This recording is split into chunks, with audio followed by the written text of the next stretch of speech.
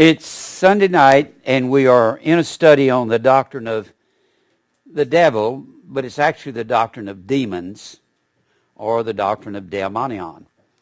Now, the Bible says there in 1 Timothy 4:1, "The Spirit speaketh expressly, that in the latter times some shall depart from faith." And they'll go to something that's completely opposite to faith. They'll give heed to seducing spirits and doctrines of devils.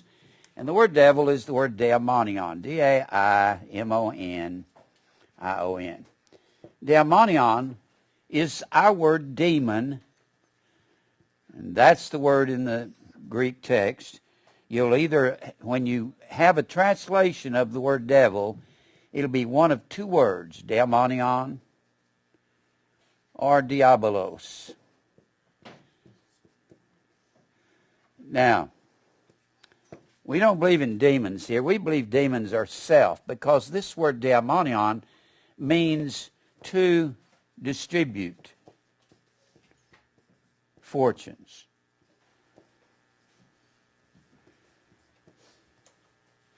To distribute fortunes. There is a word in the Webster's Dictionary. You can look it up yourself. It's called U-D-A-I-M-O-N-I-S-M.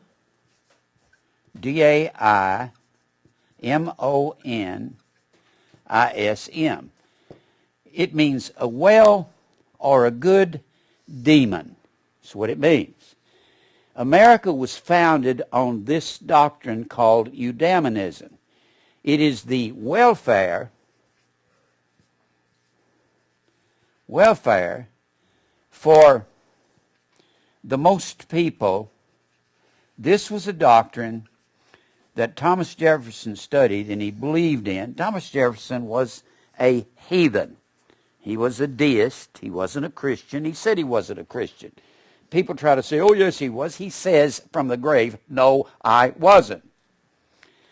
Now, eudaimonism actually means happiness and contentment in life, or a well distribution of fortunes. That's a term for democracy and capitalism in America. Most people don't even know that. You can actually look up eudaimonism in the Hastings, and it'll give you an entire section on it. Now, we don't believe in demons because Jesus said demons were self.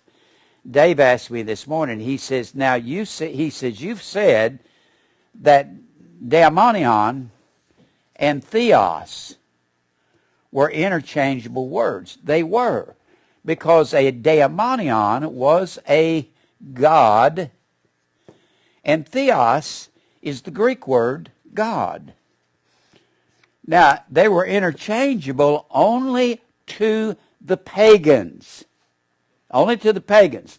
The pagans would use theos sometime, and they would use daimonion, referring to their gods. Their gods was Hercules. Hercules was a demon. And so was Venus, and Adonis, and Aphrodite, and Diana of the Ephesians. Every one of those Greek and Roman gods were called demons. When you look up the word daimonion in your Strong's Concordance, it will say a deity. A deity is a god. To deify something means to make a god out of it. Now, if you believe in demons, you have to believe in other gods. You also have to believe in genies. You have to believe in genies. Genie comes from the word gene. Now, people think I make this up. When you do the thorough, in-depth study that I've done out of Hastings and McClintock and Strong and dozens of other books in my library at home, I've got all kinds of books on devils and demons. And all you have to do is go online and look up the word demon. Just go online. Look up demon. Now, they'll have a lot of error in it because demons are full of error. The fact that people believe they're real entities, that's erroneous. This is not true. Jesus said they were self. You have to keep remembering. Let me read something to you here. List of ancient demon names. And it'll give you some of the names. Ammon, Abaddon, Abalam, Abraxas, Adramelech, goes on down here. Apollyon, we know Apollyon was the god of the bottomless pit. Kron, or Kronos, which was the horned one, and that's where the picture of Satan comes from. Incubus, they make movies about incubus, don't they? Moloch, Medusa, Legion, Jinn. These are the names, and whoever some of these others are. Obazoth, Nai, Laura, Kidel. Now, where did they come up with these? They had to name these demons themselves. Shamael, Set. Set was one of the gods of darkness of the pagans. Zen, I'm sure we get Zen Buddhism out of that. Zamu, Ziz, Yoki. You've got all kinds, but there's something on the front part of this, and this just comes off the internet. The demon Baal. I like that. Baal, or Baal, was supposed to be a powerful, ancient, Judo-Christian demon. Baal was brought into Israel. Now, this is amazing. If this is a Mediterranean Sea, here's Israel right here. Here's Egypt down here. There's the Delta. Here's the Sinai Peninsula. And this is what we call Lebanon right here, right above it, Lebanon. This is where Israel is getting a lot of attacks from, right here. They're being attacked by Lebanon. They're being attacked by Syria, which is right up here. And then you have Iraq over here, Iraq, and Iran over here. Iran is ancient Persia, and Iraq is ancient Babylon. And here's Iraq right here, and those red lines right there. And this is Persia or Iran from here over to India. Now, when Jezebel's father, who was the prince of Tyre, which is the same thing as Lebanon, another name for this in the ancient world was Phoenicia. That was also what we call Lebanon. Now, Tyre, and I want you to watch the connection here. Tyre and Sidon propagated the same fire worship as they had over here in Babylon. Here's the Euphrates, here's the Tigris River. It propagated, and it was said that Ethbaal, which was the father of Jezebel, Ethbaal means with Baal. It was said that he was the priest of Baal from Babylon, and he was the priest of the Ashtaroth. Or Ashtoreth would be a singular, Ashtaroth would be plural. And this is, watch how this thing connects together. Now, he was a priest, so the two systems, like I said last week, that kept the fire worship thriving in the world was Tyre, Sidon, and Babylon. Tyre and Sidon was just a child of Babylon. It was a daughter of Babylon. The cities were called daughters. The cities of a ruling mountain empire. Here's the capital city, here's the mountain, and this would have been a daughter of Babylon. That's why in Isaiah 14, when Belshazzar is destroyed, he is called Lucifer. That's the only time that means shining one, because he kept the fire worship thriving. Then, over here, Tyre and Sidon kept Baal worship. Baal comes out of Tyre and Sidon, and you can trace Baal back over here to Babylon. Baal was the Tyrian Hercules. And Baal's birthday, along with Hercules, would be December the 25th. All the sun god's birthday was December the 25th. But I want you to see something here. That when Jezebel married Ahab, she married this system of Baal and Grove. Grove's the tree goddess. You can see the Christmas tree in Jeremiah 10, Isaiah 44. And everywhere you find the word Grove, that is the upright tree goddess. Now, where was I? Jezebel marries down into northern Israel. She meets Ahab somewhere at a party because he's right up there on the border of Tyre and Sidon, and somehow he runs across Jezebel, marries it down, and brings it down into Israel, and it's called Baal and Grove worship. Israel went after this system for 500 years, Baal and Grove, or fire and tree worship, and later on that was brought to the church and renamed Christ's Mass. And we'll go through this as we go into this season, or Christmas, Christ's Mass. Now let me read this to you, the demon Baal. Well, Baal was a demon because it comes out of Babylon. Revelation 17 and 5. Babylon is the mother. Birthed and nurtured, all idolatry came out of here. So everywhere you go into the world, all the male deities are fire gods, and all the female deities are tree goddesses. That is exactly why.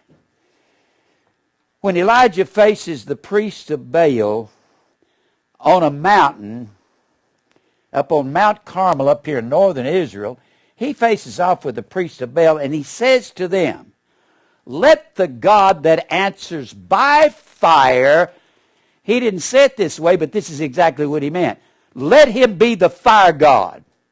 He said, "Let him be God." Of course, God reached down and licked up the sacrifice of the altar and all the water that was poured around the trench. Baal was called a demon. Well, if it comes out of Babylon, certainly it was, because all of these were just types of the original prototype, and the prototype, or the beginning type, or the first type, was Nimrod, who started Babylon. And he was an ancestor, and this is all ancestor worship. Now, I'm bringing out something here about Solomon. Let me read just a little bit about this. Baal was supposed to be a powerful, ancient, Judeo-Christian demon. Well, he was. Wasn't he a god? He was an imaginary god, but he was a god of the ancient world. For this very reason, God destroyed Israel and scattered them all over the earth, and then they came back after 2,600 years in May of 1948. It was understood that he had the power to make people wise, speaking of Baal, or Baal. Baal it's an old ancient word that means the Lord. They called their God the Lord. That's all it means. When you'll see names all through the Old Testament Scripture that have B-E-L or B-A-L on the end of the word, that means they would name their children Lord. It was understood that he had the power to make people wise. He also had the powers to make people invisible, those who invoked him. It is also learnt that his powers rise to take a toll during the month of October. At the end of the harvest is October the 31st.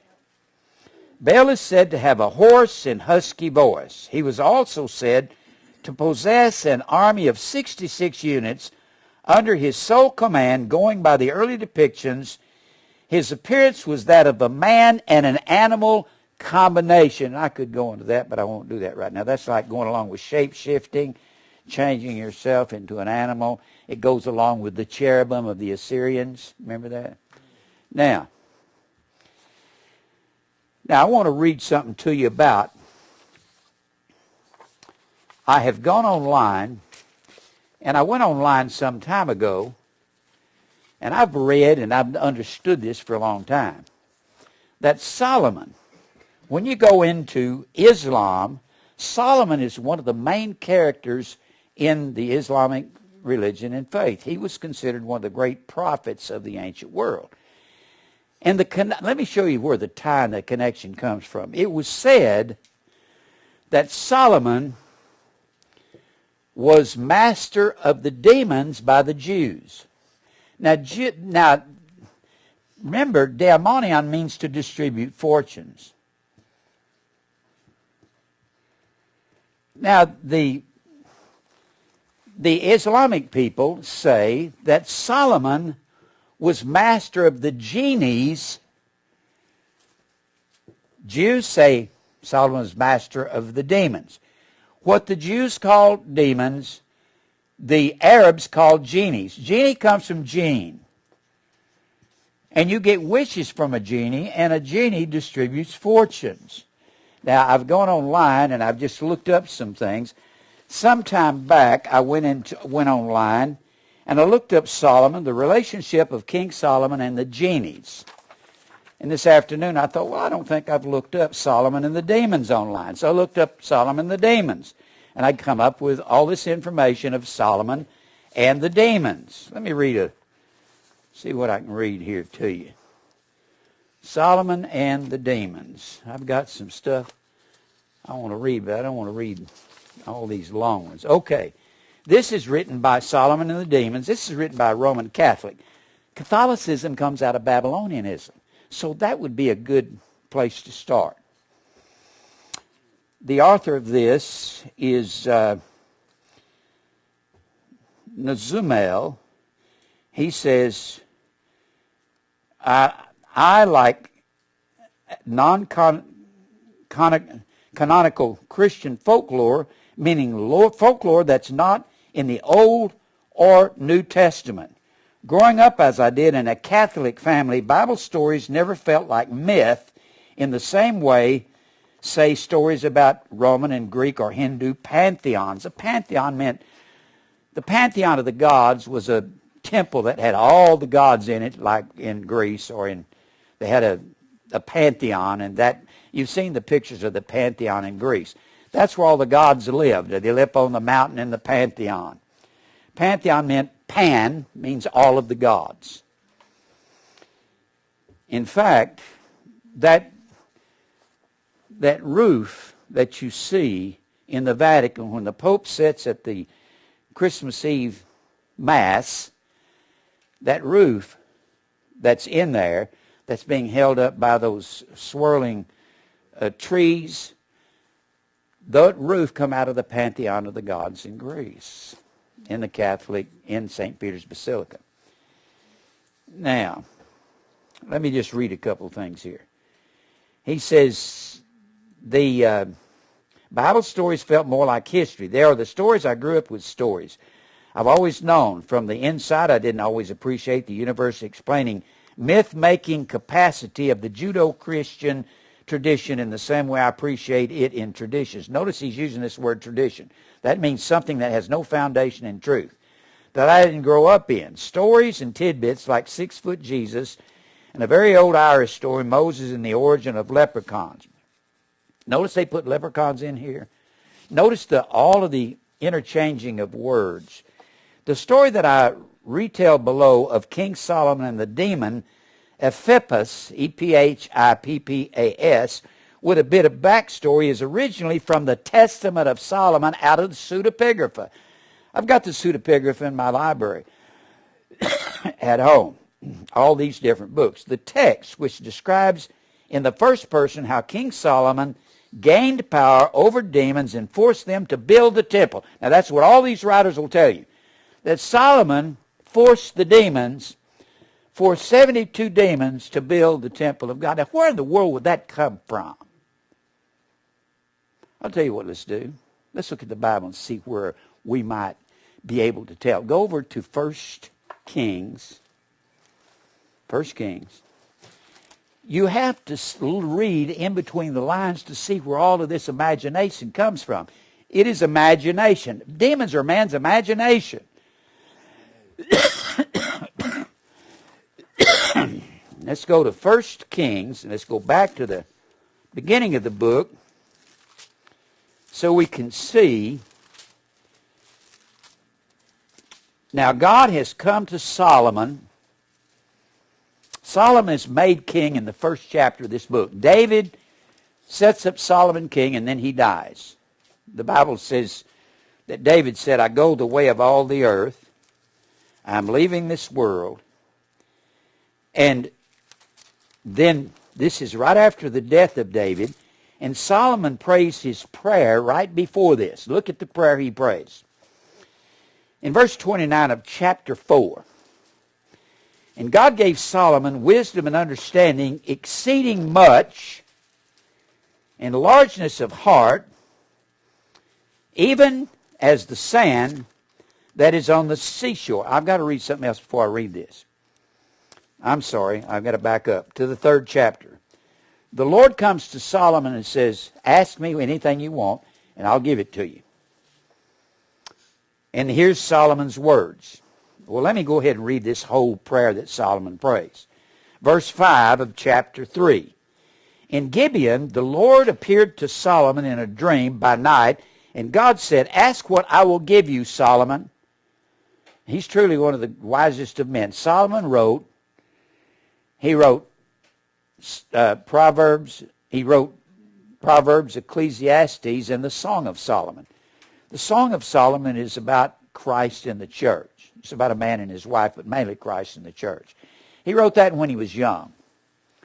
It's believed that he wrote Proverbs in his middle age, and he wrote the book of Ecclesiastes when he had really gotten wise to be an old man. He says at the last verse of the 1st chapter of Ecclesiastes, he said, as much wisdom is much grief, and he that increaseth knowledge increaseth sorrow. The older you get, the more grieved and more soft you are about life when you're a believer. And he said, everything is vanity and vexation of spirit. The word vexation means to grab for the wind.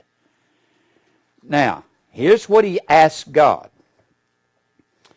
God gave Solomon wisdom. Well, what did I... Wait, he says... 26. Solomon... Wait a minute. Where am I looking at? I'm looking at the wrong thing. 6. Solomon said, thou hast showed unto thy servant David, my father, great mercy, according as he has walked before thee in truth, and in righteousness, and in uprightness of heart, with thee, and thou hast kept for him his great kindness, that thou hast given him a son to sit on his throne, as it is this day. And that's me. That's what he's saying. You've given David a son to sit on the throne, and I'm the one you've given it to. And now, O Lord my God, thou hast made thy servant king instead of David my father. I am but a child. Solomon was very humble at this point. I'm just a child. I know not how to go out or come in, Lord. I don't know what I'm doing. Help me. Now, this is a prayer that we need to ask. And thy servant is in the midst of the people which thou hast chosen. I'm in the middle of Israel, and I'm just a child when it comes to understanding and wisdom. A great people that cannot be numbered nor counted for multitude. Here's what you say you'll give me. Here's what I want. Give therefore thy servant an understanding heart. Boy, that's a prayer we need to pray, isn't it? God will answer that prayer. He won't give me a new Cadillac, but he'll give you an understanding heart if you've humbled yourself to him. To judge thy people, that I may discern between good and bad. For who is able to judge this thy so great a people? And the speech pleased the Lord that Solomon had asked this thing. And God said unto him, because thou hast asked this thing, hast not asked for thyself long life, neither have you asked riches for thyself, nor hast asked the life of thine enemies, but hast asked for thyself understanding to discern judgment. Behold, I have done according to thy words. I've already given you wisdom. It's in your mind, in your experience, you will learn to understand the wisdom that I've given you. Lo, I have given unto thee a wise and understanding heart. You've already got that, Solomon. So that there was none like thee before thee, neither after thee shall any rise like unto thee. And I have also given thee that which thou hast not asked, both riches and honor, so that there shall not be any among kings like unto thee in all the days that you live. Nobody will be as wise as Solomon. And you'll have all the riches in the world, and you'll be the richest king Wait a minute. I think God is beginning to distribute fortunes, isn't he? He certainly is. Is it Satan that distributes fortunes? No, it is Satan that lies about distributing fortunes. It's God that does that. It's not a demon that distributes fortunes. The doctrine of distributing fortunes is what men preach. When Kenneth Copeland preaches, God wants you rich, you send your money to me, and God will make you rich. No, that'll make you rich, you liar.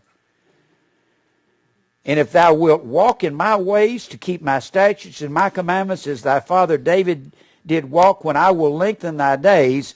And Solomon awoke, and behold, it was a dream. And he came to Jerusalem and stood before the ark of the covenant of the Lord and offered up burnt offerings and offered peace offerings and made a feast to all the servants. And then these two women come to him and say, well, this is my baby. And the other says, it's my baby. And Solomon says, I'll tell you what we'll do. Cut the baby in half, and each of you can take half. And the mother says, no, give her the baby. And Solomon, the other one says, yes, we'll split the baby in two. And God says, give it to the woman who wants to give the baby up to spare its life. She's the mother. He was wise. Now, go over here to we're talking about Solomon and the genies, and Solomon being master of the demons among the Jews and master of the genies among the Arabs or the Islamic people.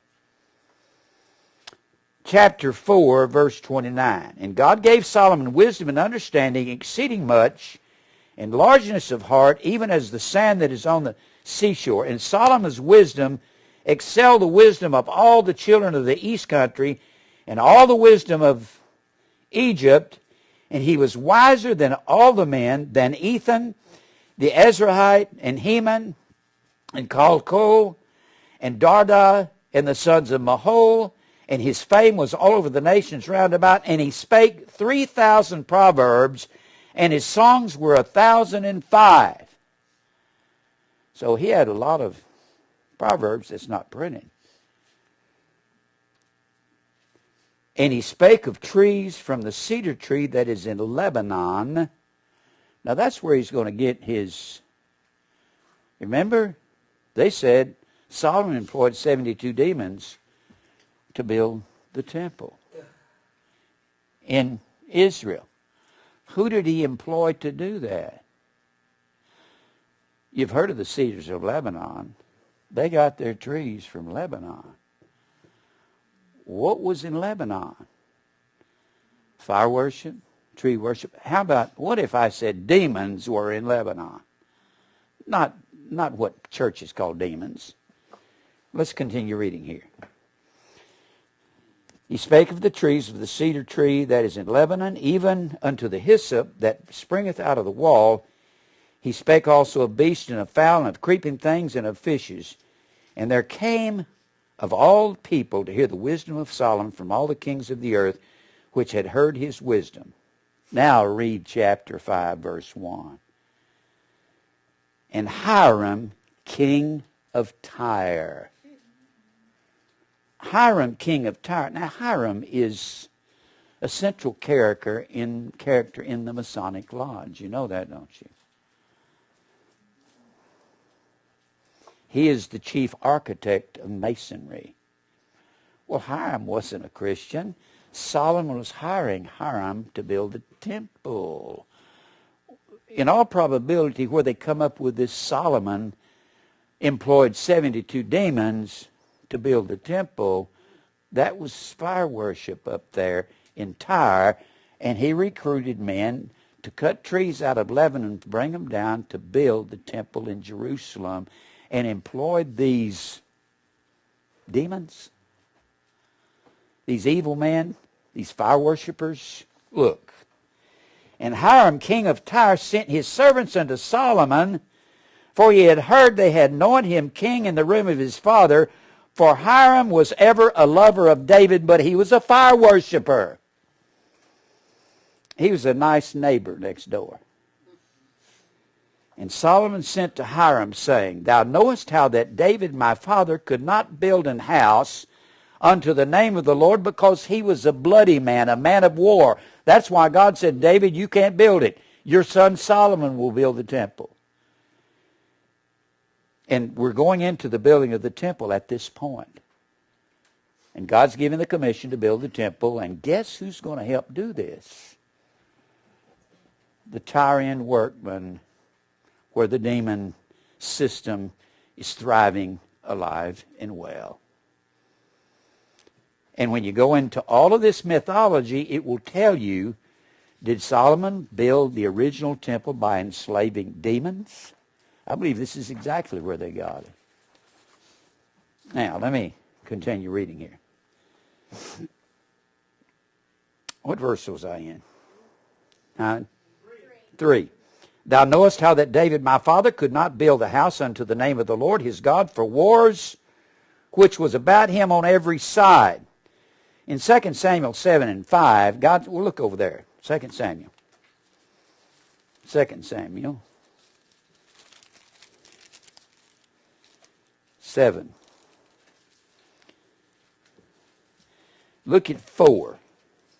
And it came to pass that night that the word of the Lord came unto Nathan, who was the prophet, who had condemned David for having had adulterous affair with Bathsheba and murdering Uriah the Hittite, her husband, that the word of the Lord came unto Nathan, saying, Go and tell my servant David, Thus saith the Lord, Shalt thou build me a house for to dwell in, whereas I have not dwelt in any house since the time that I brought up children of Israel out of Egypt, even to this day have walked in a tent in the tabernacle and in all places wherein I have walked with all the children of Israel, spake I a word with any of the tribes of Israel, whom I commanded to feed my people Israel, saying, Why build ye not me a house of cedar?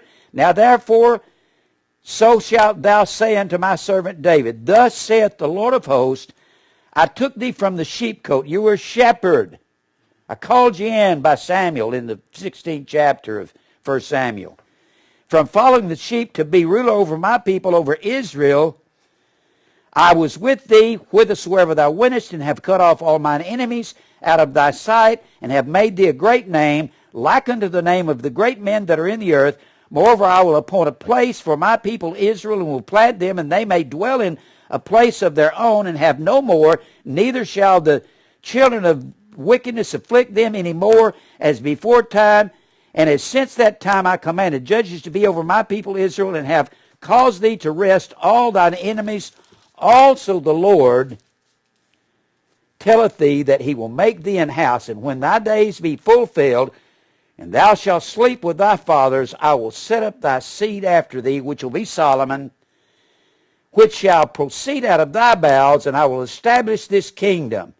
And he shall build an house in my name, and I will establish the throne of thy kingdom forever, and I will be his father, and he shall be my son, and he shall commit iniquity. If he commit iniquity, I will chasten him with the rod of men, and with the stripes of the children of the people. He goes on to say that, David, you're a bloody man, and you can't build my house. Solomon will do this. Now go back over here to chapter 5.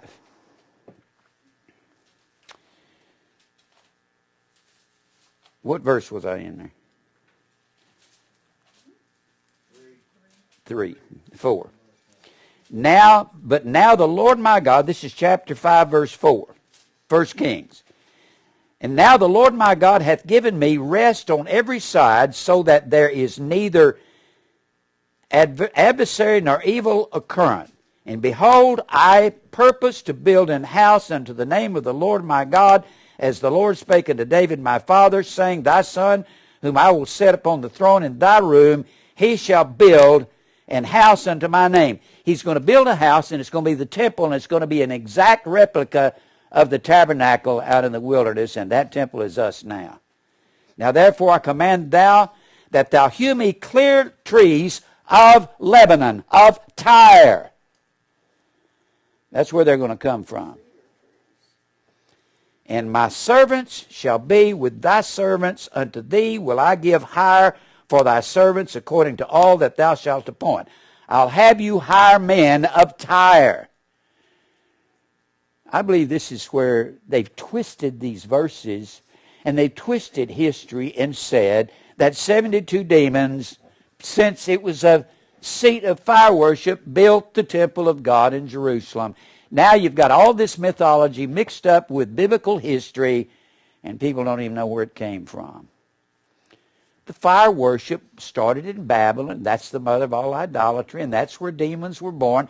The sun god, the sun wanes down to December the 21st, the winter solstice, and the pagans thought the sun was burning out because it's the longest nights of the year, so they set a birthday on December the 25th for all the sun gods of the Babylonian system, wherever they are in the world, and all the male deities were fire gods. Fire represented the sun upon the earth, and that's where the Christ Mass comes from.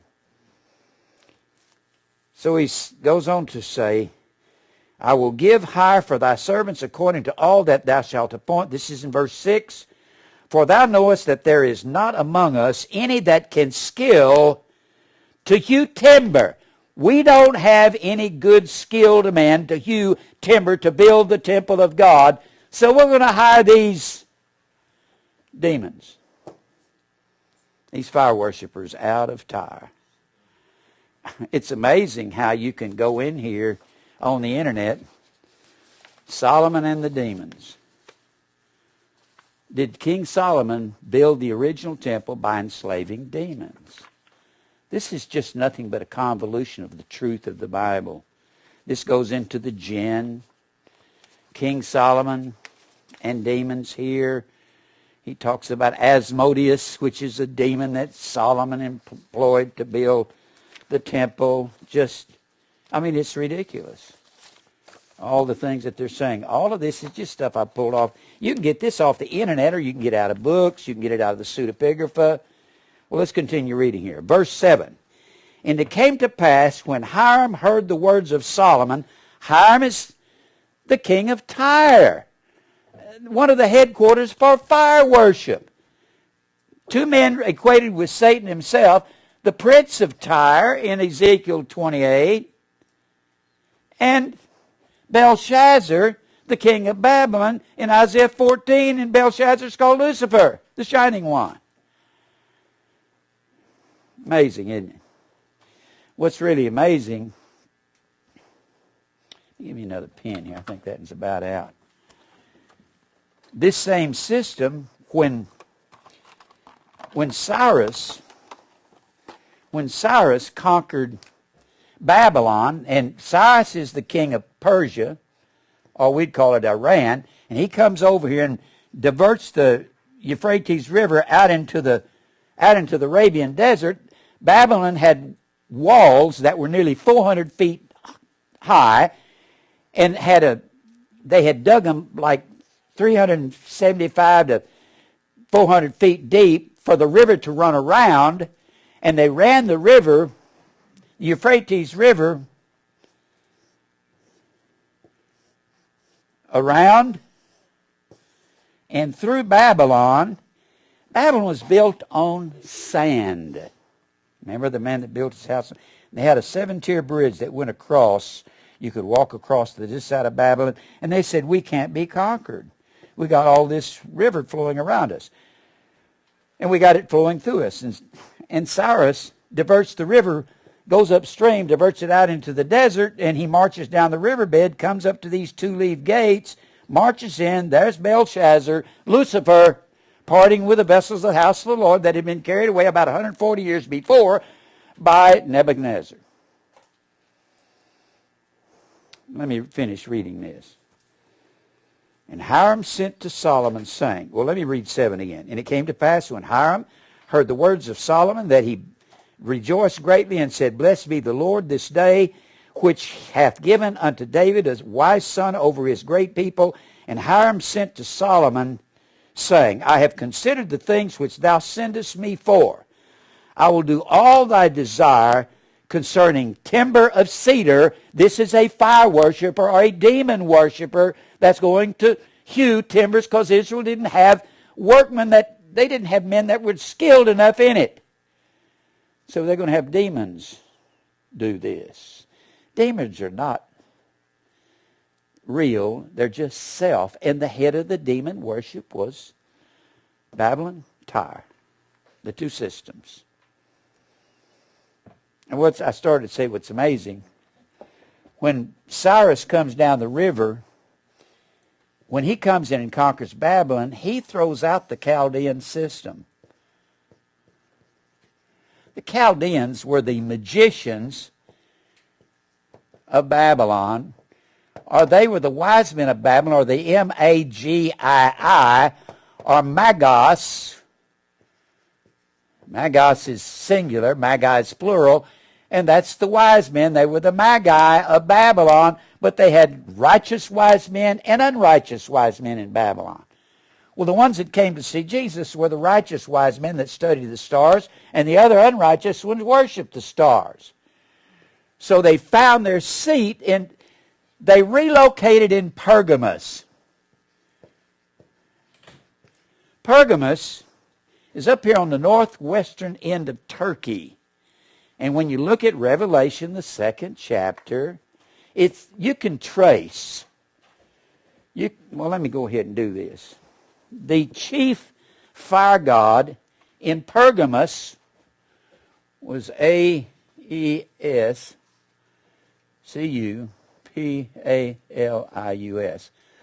Aesculapius was the serpent god, and he had behind his head the sun rays, or the halo, or the sun god. And he had, well, I'll go ahead and say that in a minute. When this system was driven out of Babylon, it found a new place in Pergamos, and that's why the Bible says in Revelation, the 2nd chapter, Revelation 2, John is writing to the 7 churches of Asia. Pergamos is one of them. There were more than 7 churches in Asia. You had the church of Troas, you have the church of Colossia. He didn't write to them, but the letters were to them just like they're to us. And he says here, verse 12, to the angel of the church in Pergamos write, these things saith he which hath the sharp sword with 2 edges. This is Revelation 2. I know thy works, where thou dwellest, even where Satan's seat is. The seat of Satan found its place in Pergamos. On the western end, northwestern end of what we call Turkey, they called it Asia Minor. Even where Satan's seat is, and thou holdest fast my name, and hast not denied the faith, even in those days wherein Antipas, evidently there was a man there named Antipas who was the faithful martyr of God, of Christ, who was slain among you, where Satan dwelleth. The fire worship found its way to Pergamos. Then when the king of Pergamos was a man called Attalus. We probably get the name Italy from that. I would, if I took a guess, from Attalus. Because when Attalus died, they quit calling these Chaldeans and they started calling them Etruscans. And Rome over here loved the Etruscan magic system. The Chaldeans, one who had mastered magic down here in Babylon. Magic means the science of the Magi. That's what it means. So they had mastered magic, and the Romans liked the magic, except when they used the magic or sleight of hand, they were claiming to be gods and doing some magnificent, miraculous thing. They were fooling the people. It's just like whenever they would talk to the familiar spirits or to their kinfolks. Familiar spirits is the word ob, it means bottle. And they would talk to the bottle, and a bottle was a goat skin. They made their bottles out of goat skins, actually goat stomachs. They would sew in, after they dried it, they'd sew up one end, and they would speak ventriloquistically, if you call that a word. They'd speak like ventriloquists and peep and mutter and talk like this and be pretending to be talking to the dead. And necromancy is talking to the dead, and God says, you talk to the dead, you die. Were they talking to the dead? No. They were pretending to talk to the dead. Just like these guys on TV, ignoramuses. Now, it found its way up to Pergamos. That's what that's talking about in Revelation. When it found its way to Rome, Attalus III left his system to the Roman Empire. They bring it into the temple of Mithra. Mithra's birthday is December the 25th. Gosh, that's not hard. Let me see here. Let me get the M volume. I like these up here because I can pull them out. Mithra. This is McClintock and Strong. You look up Mithra, M-I-T-H. Mithra had a tall white pointed cap on. All right. It's T. Here it is. There's Mithra. Right there. Mithra. The ancient monuments present him as a beautiful youth dressed in Phrygian garb, kneeling upon an ox, into whose neck he plunges a knife. That's a takeoff on Nimrod. Nimrod was said to slay the great bull and put the horns on his head. It was because he was a hero, a male deer. That's why they wear the deer skin across them. The guy who's the strong guy, it was said that he killed the great deer with his hands. Sometimes it is he killed the great swine or the deer with his hands, and to be proud, he said, let us make us a name. He puts the horns on his head, ties the tail around his waist, and ties the hooves around his feet so he can say, see how great I am. And you get that. That's the American Indian wear the horns on their head, and the Vikings with the horns on their head. It all goes back to Babylon. Babylon mothered it all. Let me read the rest of this. Allegorically, emblems of the sun, and his course surrounding the group. At times, Mithra is also represented as a lion or the head of a lion. The most important of his festivals was his birthday, celebrated on December the 25th. He was a sun god. The day subsequently fixed against all evidence as the birthday of Christ. Now, deal with that. I like those. I can just go over and pick them up, flip over, and here we are. Now, so when it moved to Pergamos, it ended up in Rome in the temple of Mithra, and they had the Vestal virgins. Anybody that named their daughter Vestal has got to be nuts. Vestal Goodman. Good grief. The Vestal virgins' job, one of their main jobs, was to keep the flame, the eternal fire, burning in the temple of Mithra, because it burned continually over here in the temple of Asclepius, and it burned continually in Babylon. And they took an Olympic torch.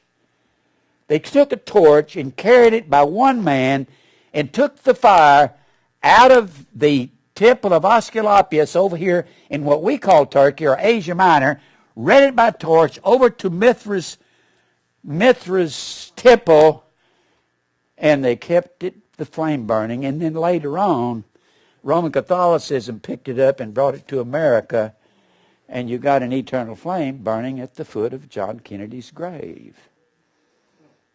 And this is it's more or less a convolution of God says, you want eternal fire, I'll give you eternal flame. You can trace from John Kennedy's grave and anywhere else they have eternal flames burning, back to Rome, back to the Etruscans, which were the Chaldeans from Pergamos, back to Babylon, over here. This is the Mass, the Christ Mass, and you can trace it all the way back to Tyre and Sidon, marrying it down into Israel. Is there any wonder that God destroyed Israel for doing that for 500 years? But it's also the flaming cross. It's also the flaming cross, that's right. They worshiped a flaming cross on Lady Day in the ancient world. Now, where was I? I was in 1 Kings 5. 5:8. Hiram said to Solomon, saying, I have considered the things which thou sentest me for. I will do all thy desire concerning timber of cedar, concerning timber of fir. The demon system is certainly going to help build the Temple of Solomon, isn't it? And they come up with all this information. I've heard about this for years, Solomon and the demons, Solomon and the genies. And concerning timber of fir, my servants shall bring them down from Lebanon unto the sea, and I will convey them by sea and floats unto the place that thou shalt appoint me, and will cause them to be discharged there. And thou shalt receive them, and thou shalt accomplish my desire in giving food for my household. So Hiram gave Solomon cedar trees and fir trees according to all of his desire. And Solomon gave Hiram 20,000 measures of wheat for food to his household, and 20 measures of pure oil. Thus gave Solomon to Hiram year by year. And the Lord gave Solomon wisdom as he promised him. And there was peace between Hiram and Solomon. And they two made a league together, but it didn't convert Hiram. He was still king of the fire worship system. And later on, Ahab is going to marry that system. He's going to run across this witch, Jezebel, and he's going to marry it down into Israel. Solomon was master of the genies among the Islamic people. He was master of the demons among the Jews. I've mentioned this before, and I think it was, who was it sent this to me? Grayovsky? This is an old movie out of the 60s. I saw it in the 60s. It's called The Brass Bottle. It's just a movie. A real simple little comedy. Nothing serious about it. What's so funny is the man who made this movie knew what I was saying up here.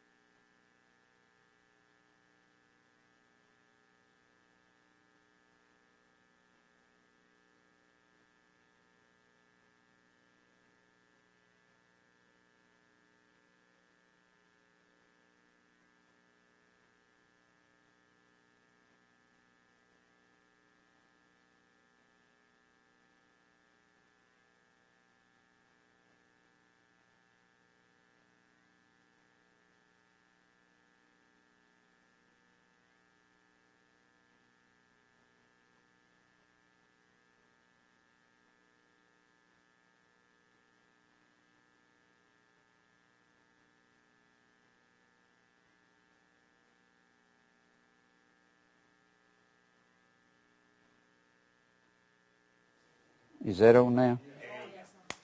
All right. Let me say this again. Not for your sake, for the people listening. This is an old movie made out of the 60s. It stars Tony Randall, Barbara Eden, and Burl Ives. And Burl Ives is a genie in here, and he is the genie. He's called Fakrash. Good, nice, genie-sounding name. And all through the movie, of course, Tony Randall finds the genie in the bottle, opens it up, and out pops this great big guy. Well, they came up with I Dream of Jeannie out of this movie, and it was Barbara Eden that starred as the genie in the movie, but Burl Ives is the genie. And all through the movie, he's talking about Solomon and the blue jinn, Solomon and the red jinn. He'd say Solomon. They pronounced it Solymon, Solomon. He kept saying Solomon and the blue jinn, Solomon and the red jinn. He would say that through the movie. The point I'm getting at, they did more. Now, this is just a little cheap movie. It's not some great theological work, and it's not some documentary. It's just a movie. It's a simple movie with no cussing. You can watch it, and it's out of the 60s, mid-60s. I saw it when it first came out. And when I started teaching on this, and I began to study Solomon, and they said Solomon and the genies, I immediately, boom, my mind went back to that. I mentioned it, and John Grafsky sent it to me. And it makes me know that even in Hollywood, they know more than the Baptist preachers know about Solomon and the genies. Well, that's the truth. Let me show you why I believe he's head of the genies, okay? Huh? Get my shirt, okay. I want you to turn over to first. Now, this is really amazing. Solomon prays to God, give me wisdom. And that's in the 3rd chapter. He starts building the temple here. Look at verse 18 of chapter 5. And Solomon's builders and Hiram's builders did hew them, and the stone squarers, so they prepared timber and stones to build a house. Now, he starts building the temple of God, and he finishes it up in chapter 9. And then, chapter 11, Solomon gets crazy. Huh? What? Solomon! All of the world is worshiping fire and tree gods. The only people in the world worshiping Jehovah God is Israel. No one else. They're not allowed the Word of God. They don't get the Word of God until Acts 2, when God pours out of His Spirit on all flesh, red, yellow, white, black, and brown flesh. Look here in chapter 11. Here's why I believe he's master of the genies, master of the demons. What are the demons? The fire and tree worship. Who was doing that all of the world? Now look here. But King Solomon loved many strange women. Don't mean weird women. No Cree, N-O-K-R-I-Y. Foreign. Why was... He loved all these women. Why? Solomon started making his mistake here. What did God say He would do if we are obedient to Him? He said, you'll conquer your enemies. You'll go against your enemy in one way, they'll flee 7 ways. All you have to do is be obedient to me. Solomon somehow forgot this, just like David, his father. Solomon loved many strange women. Some will say, and this is the truth, they would, when two kingdoms were at each other's throat, constantly warring, like the Ptolemies of Egypt. Remember when Alexander the Great conquered the world, Alexander the Great's empire was divided between 4 generals when he died. He died in Babylon. He liked Babylon. It was pretty. It was beautiful. All the hanging gardens and all the river flowing through it. When he died, Lysachemus, Cassander, Ptolemy, and Seleucus divided his kingdom up. So in the Seleucians, Syria, was always attacking the Ptolemies. You can see that in the 11th chapter of Daniel. They were always attacking them, back and forth. So in order to bring about peace, the Syrian Seleucian kings gave one of their daughters to Egypt. Her name was Cleopatra. Cleopatra was not an Egyptian. She was a Seleucian, a Syrian. They would do that to form alliances in order to have peace. This is in all probability what Solomon was doing, unless he just loved women too much. Well, I guess if you had as many as he had, you might too. No, you wouldn't, but most men would. Together with the daughter of Pharaoh. He married Pharaoh's daughter, and she worshipped Isis and Osiris and Amun-Ra and all the gods of Egypt, which were fire gods, which were demon gods. Weren't they? And Solomon's going to be their master, isn't he? Women of Moabites, they worshipped Shemash, the sun god in Moab. Ammonites, they worshipped Molech, the sun god among the Ammonites. That's northern Jordan. Moab is southern Jordan. Edomites, that's just below the Dead Sea. That is the descendants of Esau. They're none of them believers. They all worship sun and tree goddesses. Zidonians, Sidon, Baal and Grove and all the rest of that. And the Hittites, who were pagans that lived in the land, and they were sun and tree worshippers. Of the nations concerning which the Lord said unto the children of Israel, you shall not go into them, neither shall they come into you, for surely they will turn away your heart after their gods. Solomon clave unto these in phileo. He liked them. I don't believe he had an agape for them. They may have translated that agape, but I don't believe it. I don't know what they translated it. Willie can tell us on his Septuagint there. If they translated to agape in the Septuagint, I believe he liked them. He had lusted after them. And he had 700 wives, princes, and 300 concubines. 300 concubines. That was secondary wives. He had 1,000 wives, and he couldn't fill all his sexual desires with 1,000 women. Because he said, your vanity and vexation of spirit. And they were all sun and tree worshipers. They were demon worshipers. The gods of the pagan world were called daimonion, or demons. This is what I believe, where I believe this comes from. Solomon being the master of the demons. Master of the genies. Genie comes from gene. That's your ancestors. It's all ancestor worship. Totem means ancestor. It means kin folks. He was fond of them. Huh? Fond of them. Fellows. Well, I figured that. I didn't even have to go to the Septuagint. He had a philos, a fondness for them. It comes from phileo. He liked them. He lusted after them. He didn't have a godly love towards them. His wives turned away his heart. You mean a man this wise, and you think you're smart enough to put up with an unbelieving woman? No sirree. Ain't no man that smart. Oh, I'm telling you, you better be. For it came to pass, when Solomon was old, that his wives turned away his heart after other gods. His heart was not perfect with the Lord his God, as was the heart of David his father. For Solomon went after Ashtaroth, a demon goddess, a genie, where he could get his wishes.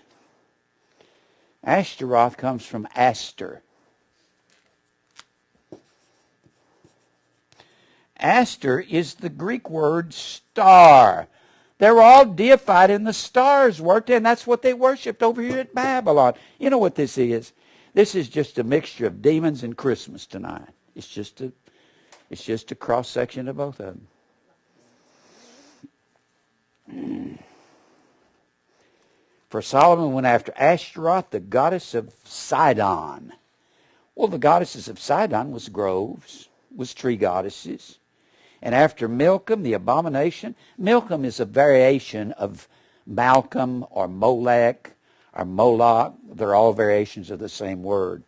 Of the Ammonites, here's Ammon, northern Jordan, Moab, southern Jordan, Lebanon, Tyre, and Sidon, and Egypt. Boy, Israel is surrounded by this stuff, isn't it? And that's why it bled in there, and they went after it. And Solomon did evil in the sight of the Lord, and went not fully after the Lord, as did David his father. Then did Solomon build an high place for Shemash, the god, the sun god of Moab. What? How could he do this when he's saying, give thy servant an understanding heart there in chapter 3? God said, I'll give you wisdom. If you ever sin, I'll deal with you. And he did. You say, I wouldn't do that. You wouldn't. Are you sure? You know, I believe that every person living is capable of any sin they've ever seen or heard of. If God will pull his restraining hand off you and and subject you to certain temptations, you don't have any idea how wicked your heart can be. I found that out about me. The abomination of Moab and the hill that is before Jerusalem, and for Molech, the abomination of the children of Ammon, and likewise did he for all his strange wives which burnt incense and sacrificed unto their gods. And the Lord was angry with Solomon. I guess so. Solomon's story is one of the most mystifying things I've ever seen. Because his heart turned from the Lord God of Israel, which had appeared unto him twice, and had commanded him concerning this thing that he should not go after other gods, but he kept not that which the Lord commanded. Why didn't God just kill him and send him to hell? Well, mercy. Yeah, I'll have mercy on whom I'll have mercy, and I'll have compassion on whom I'll have compassion. I will have compassion on my people. Why didn't he send Manasseh, the king of Israel, to hell? I would have thought he'd done that. Because he passed his children to the fire and worshiped all these gods and raised up a tree goddess in the temple of God and did more evil than all the kings before him, even more than Solomon. And he was a believer. And he repented when he was carried away to Babylon. Wherefore the Lord said unto Solomon, forasmuch as this is done of thee, and thou hast not kept my covenant and my statutes, which I have commanded thee, I will surely rend the kingdom from thee, and will give it unto your servant.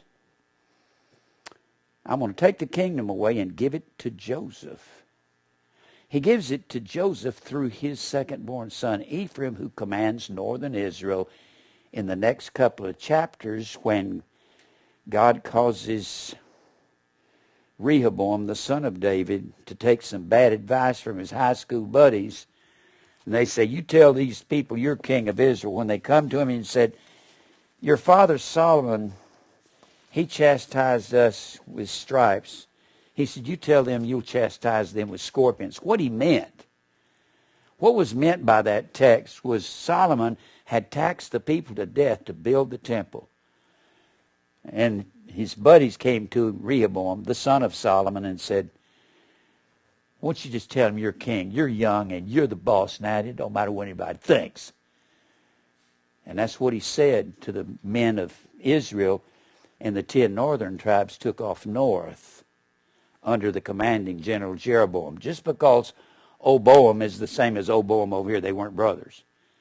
He was the commanding general of Israel, and he takes the 10 northern tribes north, and the kingdom splits over Solomon being master of the demons. Now, let me read the rest of this here. He says, I will rend the kingdom from thee. What does he mean, rend the kingdom from him? Well, what does that mean? Did all the kingdom leave? Gosh, somebody washed this with the wrong stuff. With water.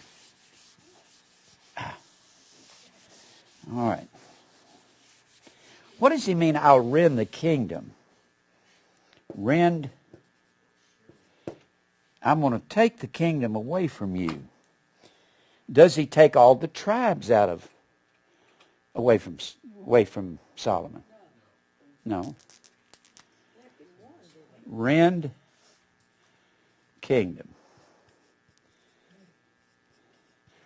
Well, Jeroboam ends up with northern Israel. And with northern Israel, Rehoboam, Jeroboam ends up with northern Israel. And Rehoboam, ends up with southern Judah, which is comprised of 2 tribes, Judah and Benjamin. Southern Judah is southern Israel, Judah and Benjamin. What does God mean? He took the kingdom from Rehoboam, or from Solomon, or from Rehoboam his son. Because he's got 2 tribes. He's got part of the kingdom, doesn't he? Huh? Does anybody know the answer to this? Huh? The inheritance, because Ephraim was the inheritance. That's right. Ephraim had the inheritance of Israel. What book is that in? What book does Ephraim get the inheritance? Genesis what? Huh? 48. When Jacob puts his right hand, he crosses his hand, and he puts his right hand on the head of Ephraim and his left hand upon the head of the firstborn, Manasseh. And Joseph says, "Don't do that, Father. Manasseh's my firstborn." He said, "I know that, my son. The secondborn is going to get the blessing." Ephraim headed up. Ephraim is northern Israel, and his tribe was head of the northern tribes of northern Israel. So the inheritance is in northern Israel, and the king is in southern Judah, isn't he? The king will come out of Judah. The scepter will not depart from Judah. So the king is out of Judah. They split at the end of time, according to Ezekiel 37,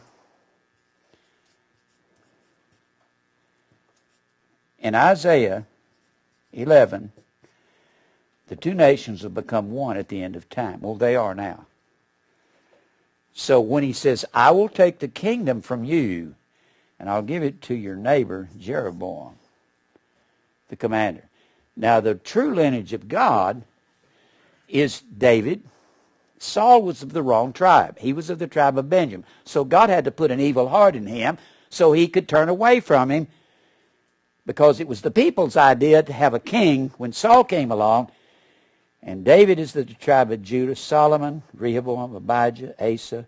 These are father, son, son, son, son, son. Athaliah, daughter of Ahab and Jezebel, marries Jehoram, because Jehoshaphat is always running around with Ahab. Wrong thing to do, even though Jehoshaphat's a good man, except he don't know who to run with and who not to. And so Athaliah marries Jehoshaphat's son, Jehoram. When Jehoram dies and then Ahaziah dies, she says, "I'm taking the kingdom for myself," and she kills all of the seed royal, all the descendants of Jehoshaphat. Everybody, except for one, Joash. And then the high priest comes out and says, "Kill that witch right now," and they do. And her day is over. And then all the way to the end of the kingdom, these are all descendants of David. This is southern Israel, southern Judah. This is the only righteous divine right of kings right here. It's not in England. This is the divine right of kings right here. Whoever can muster an army together and overthrow the existing king of northern Israel, you get to be king of northern Israel. If you can be tough enough or assassinate somebody or kill your brother who's king and take over, you can take over northern Israel. But southern Judah is the kingdom. Northern Israel is the inheritance. Now, he doesn't do it in Solomon's day. He does it when his son Rehoboam is king. Now, let's go over to, here's another reason I believe that Solomon is master of the demons. Demon means to distribute fortunes, doesn't it? Let's go to Ecclesiastes. What does demon mean? It means to distribute the fortunes of the world. He was not only master of the women who worshiped the demons in his land and got him to worshiping the demons. He was master of money. He had more money than anybody else. The temple was made of gold, gold-plated. All of his castle was made of gold-plated. He had everything. And he says here, look here in Ecclesiastes, let me read a little bit of the previous chapter of chapter 1. "I, the preacher, was king over Israel in Jerusalem." Now, some people have tried to argue that Ecclesiastes wasn't written by Solomon, and it was written by one of these other kings. And I doubt if it was written by one of these other kings. I believe it was Solomon. I was preacher, king over Israel and Jerusalem. I gave my heart to seek and search out wisdom, first of all. That was the beginning of my Ecclesiastes 1, verse 12 and 13. No, Ecclesiastes 1:1 you should read. I'll read Ecclesiastes 1:1. The words of the preacher, the son of David, king in Jerusalem. Vanity of vanity, saith the preacher, vanity of vanities, all is vanity. Now, he had everything. And he's saying, everything I've ever had is vanity. Wasn't worth anything. Vanity is the word Hebel, Hebel. It means worthless. Worthless.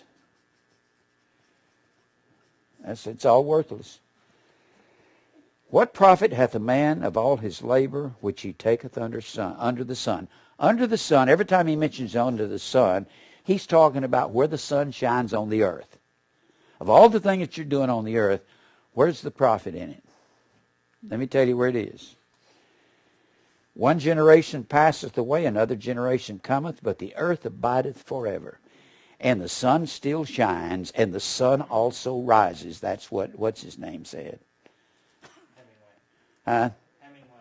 Hemingway. Yeah, sun also rises. I think Solomon said it first. And the sun goeth down and hasteneth to his place where he arose. And it keeps happening over and over and over. The wind goeth toward the south, and turneth it unto the north. It whirleth about continually, and the wind returneth again according to his circuits, and your life is going to be the same thing over and over and over. When somebody says to me, well, how are you doing today? I said, same as it was yesterday and the day before and the day before. And I said, it has to get boring along the way, and I'll be bored from one day to the next, and then one day I'll die. Say that to somebody next time they say that, and watch them go, oop. I use how you doing today, I use that as a way to witness to people. When I say, and then I have to die and go into eternity, and I'll guarantee you won't get a comment. I've done that several times. He's saying, you know what he's saying here? Same thing, different day. That's what he's saying.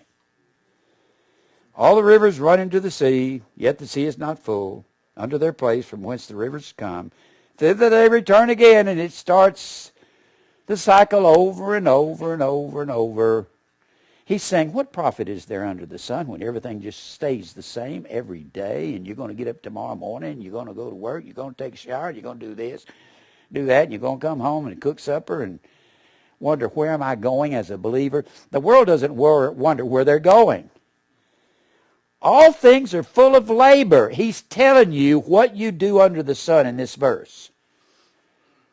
Man cannot utter what's going on. He won't simply say it with his mouth. The eye is not satisfied with seeing, nor are the ear filled with hearing. All things are full of labor. What you put in your eyes and your ears, your body's going to labor to fulfill. So watch out what you listen to. Let your eye be single and your ear be single. He's saying, whatever you look at, remember the word idolatry, idololatria, comes from ido and latruo. Ido means to see. Latruo means to serve. It means to serve what you put in your eyes and your ears. And that's what you're going to do. If you go down there and look at new cars every Sunday afternoon, cars you can't afford, you're eventually going to get another job and work your brains out and try to get it. And it'll be futile, and you'll waste your time away working for stuff. The thing that hath been, it is that which shall be. What has been in the mind of God from forever, it will be. It's because we're in a circuit. Everything is it's going through this same circuit, and you'll get up tomorrow. If you live for anything that's profitable, it'll have to be the Lord, because your life is, believe this or not, your life is not going to get real interesting as you get older. It doesn't happen. Boy, it seems to make life something serious about it, isn't it? I'm here to testify you that when you get in your 70s, It's not any more interesting in your 70s than it was at 25. It's more interesting at 25 as far as worldly things concerned. But you can't get fulfilled, and you go out there and keep trying to do it, and you keep trying to grab for the wind. The only thing worth living for is Christ. Is there anything whereof it may be said, see, this is new? Do you actually think New York is new? New York has been there ever since the world's been standing. It's been in the ground, an unrefined metal, but it's been there. And it's been in the mind of God, hasn't it? There's nothing new under the sun. Everything that's out there has always been there. We just learned how to remold it and put it in a furnace and mold some metal and put together a car.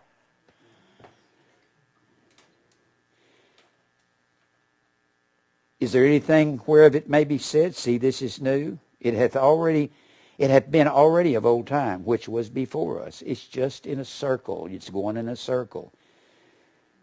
There is no remembrance of former things, neither shall there be remembrance of things that are to come with those that shall come after. We were in the restaurant today, and this waitress waited on us, and I was pointing up to a poster up there, giving her some trivia, and there was a poster of an old movie, and the guy playing in it was Kent Taylor. It's in the Cracker Barrel over there. And I said, see that guy Kent Taylor? She said, yeah. I said, let me give you some trivia. She said, okay. I said, Republic Pictures made all these real cheap movies back in the 30s and 40s, Roy Rogers and Gene Autry and stuff like that. And they made this with this guy Kent Taylor. And I said, they were grooming him to be another Clark Gable. She said, who's Clark Gable? I went, who's Clark Gable? I said, well, he's the most famous movie star of the 30s, 40s, and 50s, the king of Hollywood. Mary said, he played in Gone to the Wind. Oh, yeah, that guy. You know, so whatever, it's just we're going in a circuit and a circle. And I said, well, Kent Taylor was going to be groomed to be another Clark Gable, and he never did make it over the hump. He was real good looking. He had this super personality, and he was real cool like James Bond. And I said he never made it. So the guy who wrote Superman in 1939, the year I was born, I said he took Clark Gable and Kent Taylor, put their names together, and came up with Clark Kent. But nobody knows who Kent Taylor is. And he played Boston Blackie on TV back in the early 50s, and he was the most famous TV detective. But the point is, it's all forgotten when it's over. She didn't know who Clark Gable was and didn't even care. Well, yeah, I think I know him. I think that guy had gone to the wind. Yeah. All right. Neither shall there be remembrance of things that are to come. Fame is fleeting, and it's going to be gone, and so's money, and so's everything else, and he's an old man, and he's going to lose it all very shortly. Those that shall come after. I, the preacher, was king over Israel and Jerusalem. I gave my heart to seek and search out wisdom concerning all things that are done under the sun. This sore travail hath God given to sons of men, to be exercised therewith. We are in sore travail seeking the things of the world. And it never happens. Whatever does happen, you don't care about it when it does. I have seen all the works that are under the sun, that are done under the sun. Behold, all is vanity and vexation of spirit. Ruach. Vexation means to, this word rueth, R-E-U-W-T-H, is the word vexation. R-U-W-T-H, it means to grasp for the wind. It means to grasp for the wind. You can't get a hold of the wind. And that's all that this going out and seeking to distribute fortunes is. It's grabbing for nothing, for air. Old people know that. Young people are going to learn it. That which is crooked cannot be made straight, and that which is wanting, or there's a deficiency, cannot be numbered. I came in with mine own heart, saying, Lo, I am come to great estate. I've got everything, Solomon said. I have distributed fortunes to me, and I have gotten more wisdom than all they that have been before me in Jerusalem. Yea, my heart had great experience of wisdom and knowledge, and I gave my heart to know wisdom and to know madness and folly. I perceive that this is also vexation of spirit. For in much wisdom is much grief, and that's true. The wiser you get, the more grieved you are. I am a very grieved man. I grieve every day over a world that claims to believe God and they don't. The Baptists, the Church of Christ, the Pentecostals, the Charismatics, they're all lying. And he that increaseth knowledge increaseth sorrow. The more this book you learn, the more sorrowful you're going to be in the world. And you're going to say, I have a desire to depart and be with Christ, which is better than this. Amen. There's got to be something better than this. This has proved to me to be the only thing in this existence that's worth living for is Christ. I have learned that. The world is not worth living in. Without Jesus, I'd rather be dead. And then he says, I said in mine heart, Come now, I will prove thee with mirth. I'm going to put you through all of this fun. That's actually what mirth means, samka. Just means to attempt to try to have all this fun. Distribute fortunes. Therefore enjoy pleasure. Behold, this also is vanity. I said to myself, enjoy everything you can. Distribute fortunes. You're the richest man in the world. And I said of laughter, it's mad, it's foolishness, it's folly. When you start laughing, it's temporary, and you have to come back and face the truth. That's why most comedians in the show business world are very sad people. I've worked with some of them. They can't face reality, so they put on this front all the time to make people laugh. They don't want to face the truth. That's why so many of them commit suicide out there in Hollywood. Well, not just him, but all the rest of them. What's his name? The Spanish guy shot himself in the head. His son is an actor. No. Freddie Prinze. I said, of laughter it's mad, and of mirth, what good is it doing? What doeth it?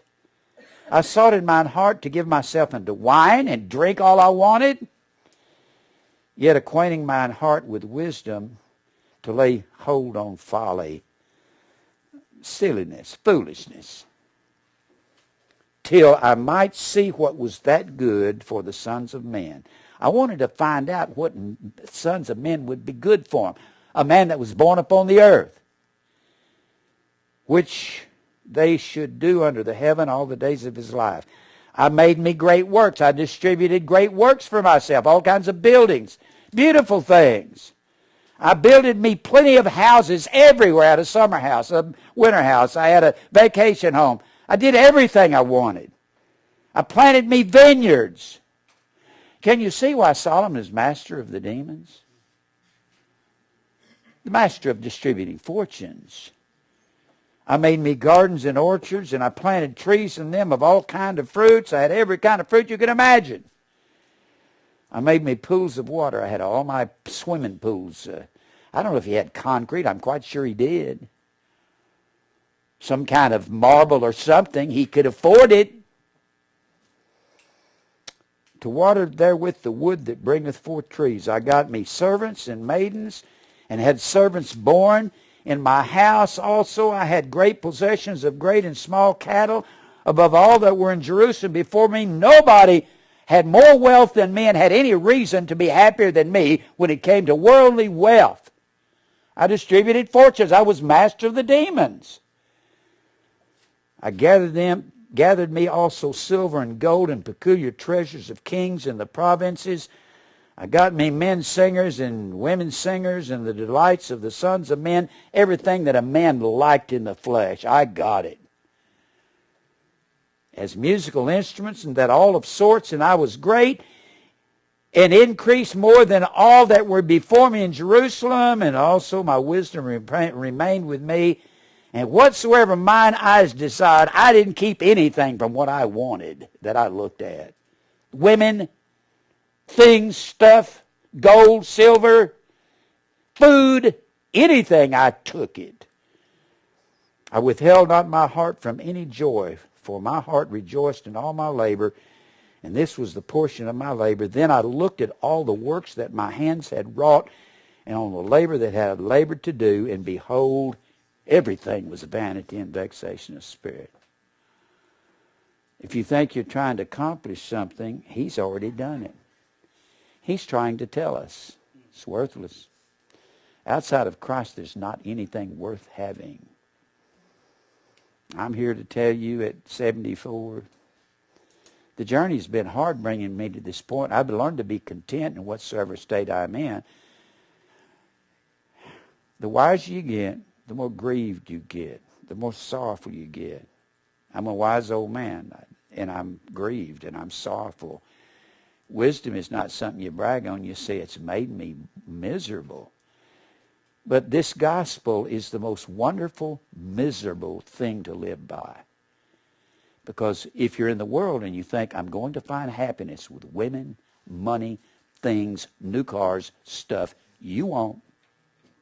Why do you think those people in Hollywood that make $20 and $30 million a picture trade wives every 6 weeks? Oh, I liked her when it started. Oh, yeah, I like her. I like him. They grow old. They've been through 10 wives, and they end up losing all their looks like Liz Taylor did. She was beautiful in the 50s. She looked like an old hag right in that wheelchair. And she'd had so many facelifts that she got to looking like Plastic Man or something, you know. No matter how beautiful you are, you're going to lose it. No matter how handsome you are, you're going to lose it. That's everybody. Jim, can you read 18? Yeah, sure will. 18. Yea, I hated all my labor which I had taken under the sun, because I should leave it unto the man that shall be after me. Whenever Bill Gates dies, he don't get to keep his money. He gets to leave it behind. When J. Paul Getty died, I told this girl this afternoon, I said, I'm sure you never heard of J. Paul Getty. She said, no. I said, he was the richest man in America in the 60s. It's worth several $1 billion, which was equated to $50 billion today, I guess. And he was such an ornery, mean man. He put payphones in his humongous mansion and phone calls were only a dime back then. They were nickel in the 50s. But he put payphones in his mansion so his servants couldn't bum phone calls off of him, and he's worth billions. He was very unhappy. He told the story about John D. Rockefeller. John D. Rockefeller had stressed out so much, his stomach was perforated with ulcers, and J. Paul Getty told the story. He said he could only eat crackers and milk. That's all he could eat. That's what Solomon says. He said a man works for all that he has, and he says, and he can't even eat of what he has. Look here in chapter 6, verse 1. There's an evil which I have seen under the sun, and it is common among men. A man to whom God hath given riches, wealth, and honor, so that he doesn't want for anything for his soul of all that he desireth, yet God giveth him not power to eat of what he's made. Sounds just like John D. Rockefeller. But a stranger eateth it. This is vanity, and it's an evil disease. Let me tell you something I have learned. I have learned as I grow older, the only thing to live for is others. When you learn to care about others, that's what makes people love you. I've asked this question to people here many times. What do you like about someone? Do you like someone Do you really look up to them because they've got a new Mercedes in the parking lot and a house out here on the lake? Or do you like somebody who's just selfless? They care about others. They give to others. They go out of the way to do for others. That's when you get the attention that you're looking for with a diamond ring and a Mercedes. They don't give you attention when you got that. They give you envy. Helping others is everything. Loving our neighbor as ourselves. Giving. I was selfish when I was young. I made this. I'm holding on to this. I've learned to give away what I've got. I had to learn that. It's the only thing worth living for. When people begin to look to you and say, Jim will help you somehow. And I will. I'm not talking about every bum that comes along and holds his hand and says, give me. I'm talking about people who are really, truly in need. That is the most rewarding thing I've ever discovered in the Christian life. It's getting rid of self. That's what makes others love you. Not, what about me? When's my turn coming? I need my stuff, my things, and my place, and my... That's not it. I'm out of time. I hope you can see Solomon was master of the genies and the demons. And I believe it comes out of Hiram and out of him having everything he wanted and being master there in the 11th chapter of all these women who were demon worshipers. Well, let's pray. Father, thank you for your word and for truth. God, deal with our hearts and crush us under your hand. Get rid of this self that we've been into so much in our lives. Thank you for teaching me some of these things, Lord. I pray more and more every day that self dies. Lord, it's all vanity and vexation of spirit just to work for self. Lead us to your elect. Open up many doors for the ministry. We'll give you praise in Christ's name. Amen.